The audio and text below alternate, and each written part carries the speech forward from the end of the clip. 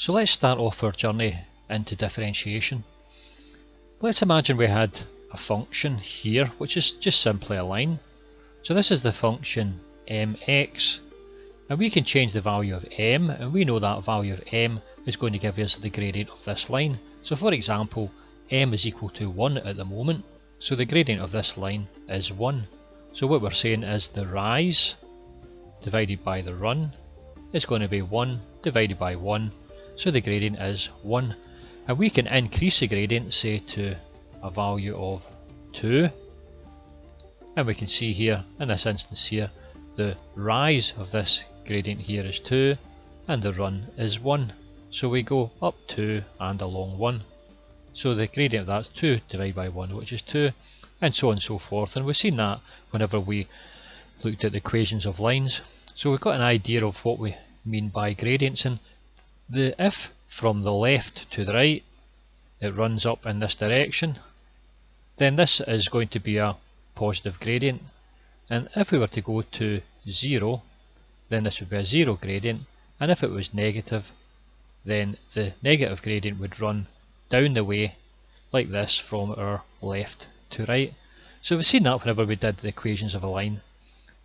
And also if we were to increase this up here to infinity, then we would have a line along the y-axis and the gradient would be infinity.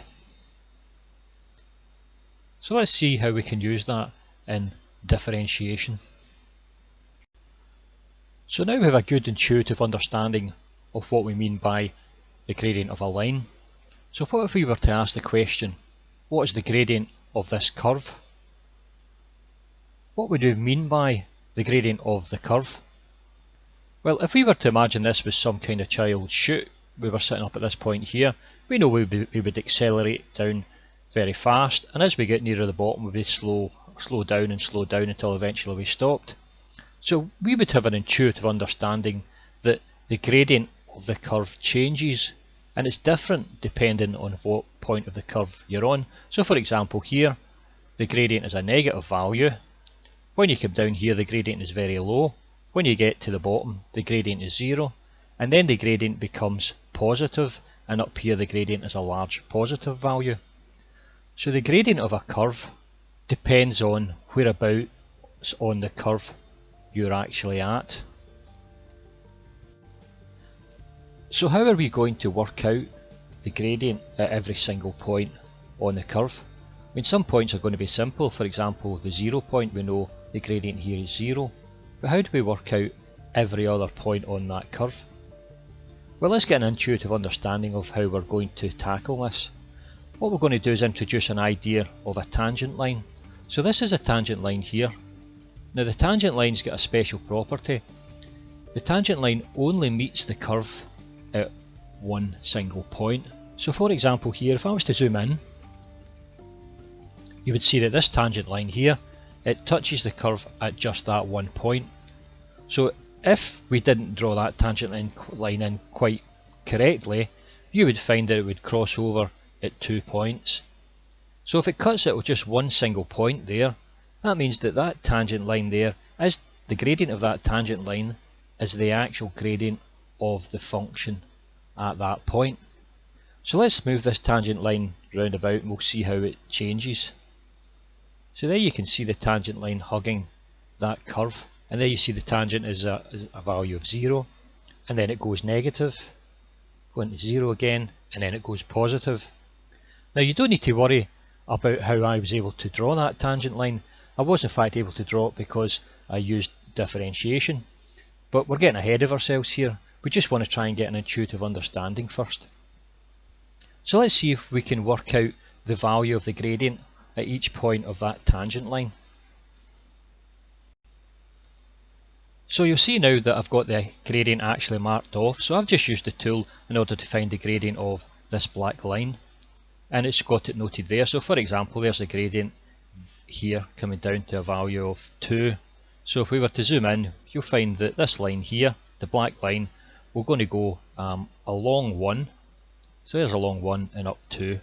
So the gradient that is 2, the rise, divided by 1, which is the run. Okay, so let's continue with this and we'll see all our different gradients. So there you see the gradient is positive here, and then it becomes negative until eventually it goes to 0, and then it goes the gradient becomes a negative value, and it's a large negative value. So I suggest you open that up and have a little play with it and a little look at it. So this has introduced one extra idea, the idea of a tangent. So now let's imagine that we introduced a whole new function. Now this new function would be related to this red function here, and that the height of the new function would represent the gradient of this red function. So let's see this actually happening, and it'll be more obvious to you what I'm talking about. So let's change this value here, and you'll see the gradient here changing. And if you see in the bottom left hand corner of the screen, you'll see a little yellow, a little orange dotted line coming through. So that's the new function. So let's have a look and we'll see what's happening with that function. We know at this point here, the gradient of this curve is equal to -4. So the new function at that point there is going to be -4. So we put a little dot there at -4. So let's continue doing that. So if we come along here to get to -1, now you can see here that the new gradient at this point here is -2. So that's the gradient of this curve here is given by the gradient of this tangent, which is -2. So we take the new point from here and we make a little dot there and call it -2. So you can see here, whenever you get to this point here, which is 0, we know the gradient is 0. So this new function here should pass through that 0 point. So let's go down and we'll see. So there's the gradient, and the gradient is 0. And then the gradient becomes positive. So this value for this new function is positive. So there's, for example, the gradient of this line is 2. So at this point here, the new function, the height of it is going to be 2. So I think you can see what's happening there. So we can continue along. So now we have the old function here, which is in red, and we have a new function here, which is a dotted line. Now this dotted function here is related to this red function because the height of this dotted function tells you the gradient at each point of the red function.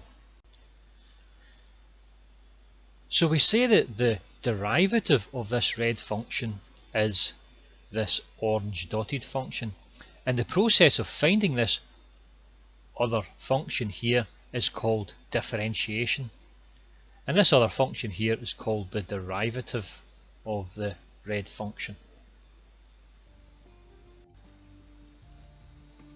So a good thing to do is to open up this little graphical calculator and get in and change these functions and have a look and see what the derivative looks like.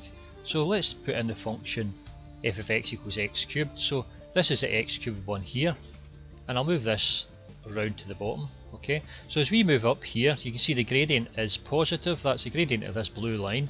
It's positive, and it's getting a bit smaller and smaller, and you can see that the gradient is a positive value, so we've got the height here is a positive value, but it's getting smaller and smaller until eventually it gets to 0, and then the gradient becomes larger and positive again. So you can see the orange line there, which is the derivative of the red function. So I suggest you go ahead and you try lots of different functions, and you can get a good intuition of what the derivative of a function looks like and what it means. But how do we do this magical thing called differentiation?